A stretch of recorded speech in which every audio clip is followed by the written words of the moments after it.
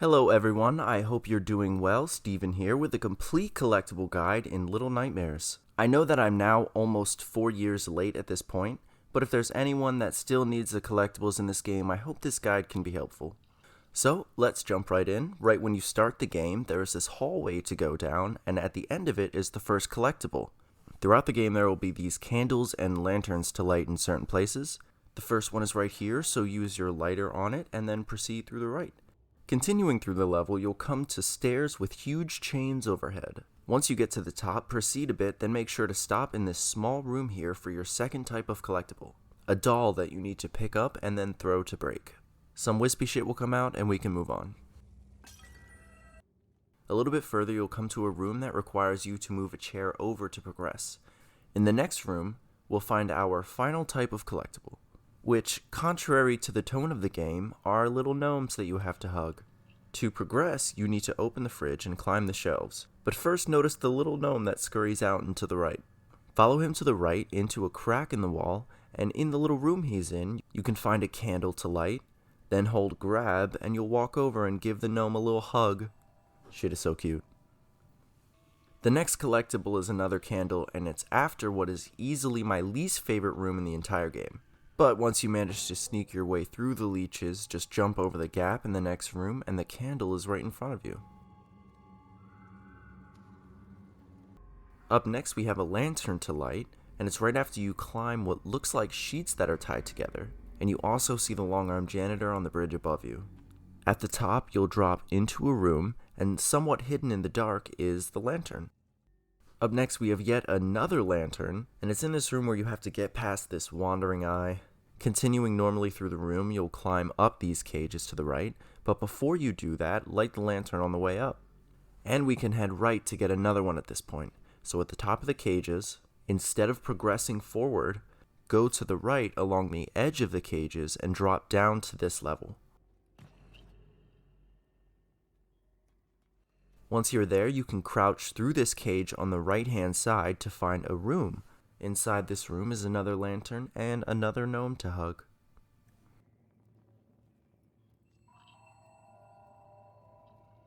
Now back on top of the cages, the game wants you to go to the right through the door, but instead go left and make your way to this room across the landing. It's a very creepy room we find ourselves in, but thankfully, all that's in here is a doll to break, so we can get in and get out.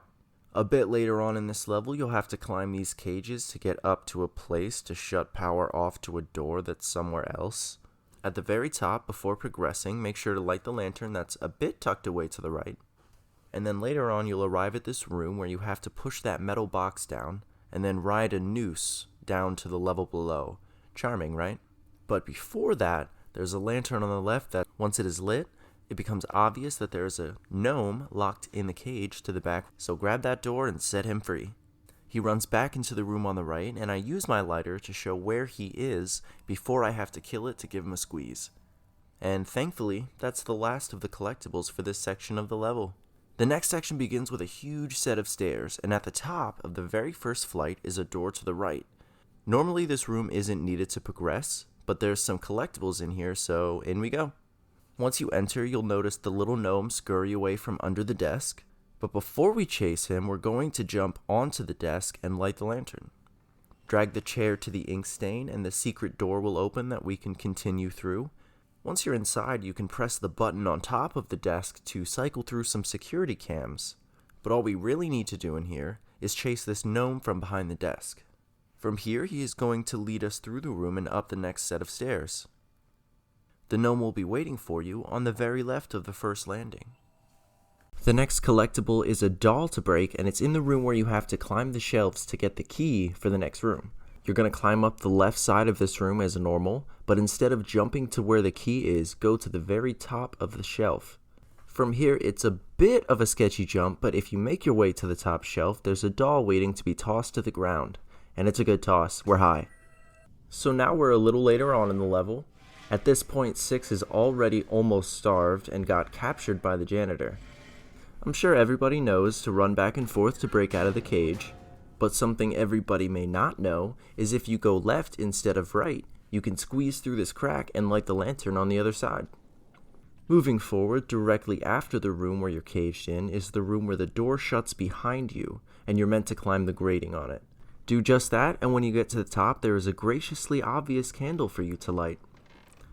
Later in the level, you'll sneak past the janitor and come to a room where you need to place a crank and then crank it open to get inside real quick. You'll find yourself once again in some vents, but luckily these vents open up into a small room that holds a lantern for you to light. In the same room, there is an area of the wall where you can climb up on the right side. Once you get to the top, you can shimmy over to the other vent that the gnome just went down, and then you can follow him in for some warm hugs in this cold, dark place. You can also conveniently drop down from this room to continue the level. A little bit after that, you'll come to this section where you'll have to climb up and sneak past the janitor, but before we do that, go past the ladder and back into the area under the floorboards. It's all the way back on the left of that area that you'll find a doll to pick up and throw. Still moving forward, you'll get chased into a room with a tower of books in them. This is the room to get the Six's Song trophy, but instead of doing that, we're going to slide under this desk and spook the gnome. It runs to hide behind the leftmost stack of books and hunkers down, waiting for you to make your way over and give him a hug. Not quite switching gears from this room yet, at the top of the bookcase you're meant to climb, there is a candle to light before you proceed. Once you have proceeded, you will be in a room where you need to climb high on the shelves to avoid the stalking janitor down below. Before you make your way through the shelves, turn around and jump up to the higher shelf behind you to light the candle. It's worth it to be careful not to hit things and make sounds while up here, as the janitor still has the reach to get you. At the end of the aforementioned shelf room is a room that holds a crank and a TV.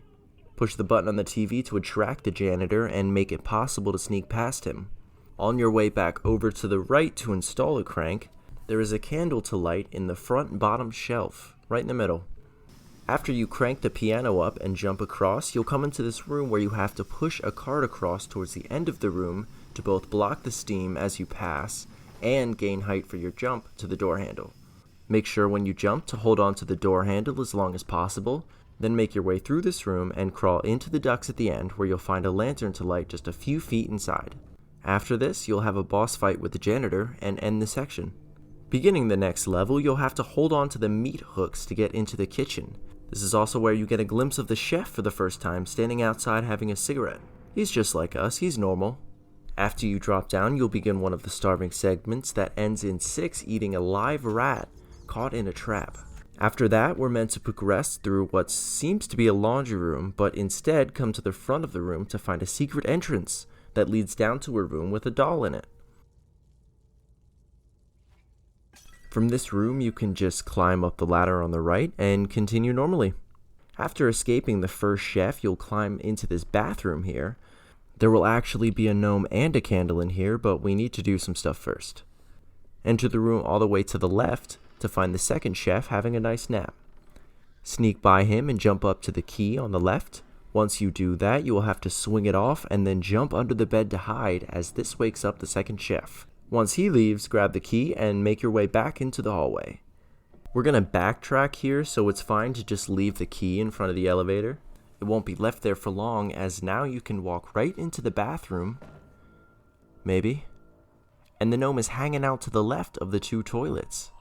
Next to each other. Geez, do they use those at the same time? Trying not to think about it, jump onto the toilets and up onto the shelf to the left. Once up there, use your lighter to locate and light the candle. You can then run back outside, grab the key, and continue down the elevator.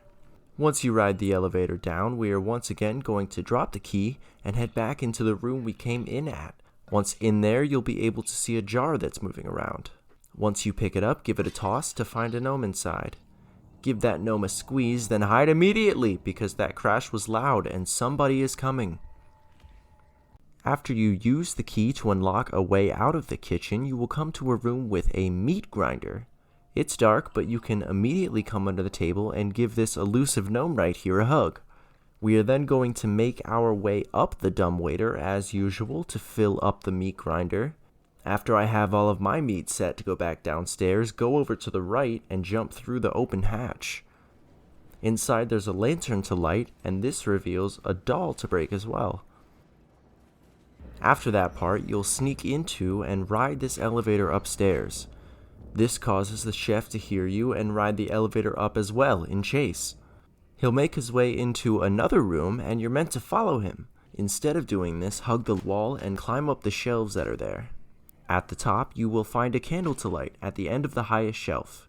It's at this point I get the trophy for the lights, as I've lit them up in other playthroughs without knowing that they carry over. But that's kind of good news, right? Carrying over? From there, after you ride the elevator down and unlock the door, you end up hiding in this room with the chef looking around. Once he leaves, you're able to lower this drawer thing over here and jump inside to the lower section. Once you drop down, if you come to the front left of the room, you can find a doll that's just asking to be thrown across the room. Then after a speedy escape on a meat hook, we can make our way to the next level. In the beginning of the level, 6 jumps down from the crack in the wall to a large pipe. Instead of going right along the pipe, go left through the wall, where you can find a lantern to light and a gnome to hug. Once you're a bit further in the level, you will make your way under and above tables of food, avoiding the greedy hands of the local gluttons. This area kind of gives me a Spirited Away vibe, if I'm being honest. In the room right after her, you'll have to run to the end and jump on the stool to then jump on the table. But you may have noticed there is a little gnome running around here too. To get him, go to the far right and drag the stool away from the wall. Once inside the little secret room, you can hug the gnome, then light the candle that's right behind him. It's going to be a bit before the next collectible. One of the chefs will chase you into a room, and when he can't find you, he'll shut you in. Use the can to break the mirror, then climb up the wall in the back. That will lead you to a higher section that will eventually lead to a pipe. Once you get to the end of the pipe, before you drop all the way down, grab the doll on the shelf and give it a toss. Right after that, ride the elevator back upstairs as you're supposed to. Then once you get upstairs, squeeze through the screen on the left-hand side. Inside, you can find one of the diners sleeping and a gnome next to him that I'm pretty sure is trying to make him piss himself. Give him a hug for the good work, he deserves it. If this is your first playthrough of the game, there is still one more gnome to hug before the achievement pops. In the next section, you're chased by a horde of the gluttons, but if you keep your cool and don't make stupid mistakes, you can make it through. Oh shit! Get him away! Oh, get away! At the very end of the chase, you make a massive swing to get away, and even though I didn't get it here, there is a candle in this room where you land. It's actually in the back of the room, so if you still need one, there's one there. I just didn't get it. In the very next room, a gnome scurries away, but he should have kept running.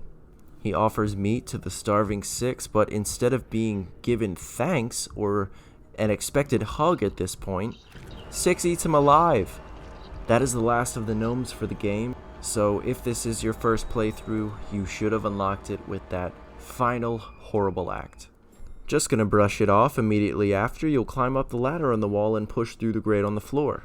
Once again, instead of going right, we're going to go left, and at the end of this small hallway, we can find our second to last doll to pick up and smash. I guess toss and smash. No, pick up, then toss, then smash. After that, you get in the elevator and complete the level. We are now in the last level of the game, and it's in this creepy geisha's house. Thankfully, we don't have to go too far into it, as the last doll is right there on her desk. Go past her and into the next room. We're still going to have to break the vase and startle her, but there's no reason to bring the key. The very last collectible is on this cabinet where the woman was standing, so there's no need to progress further. With that being the last, everyone who has been following should have all of the collectible trophies or achievements. If you didn't already, because this game is 3 years old, I still hope this video can be helpful to some and enjoyable as well. Thanks for watching.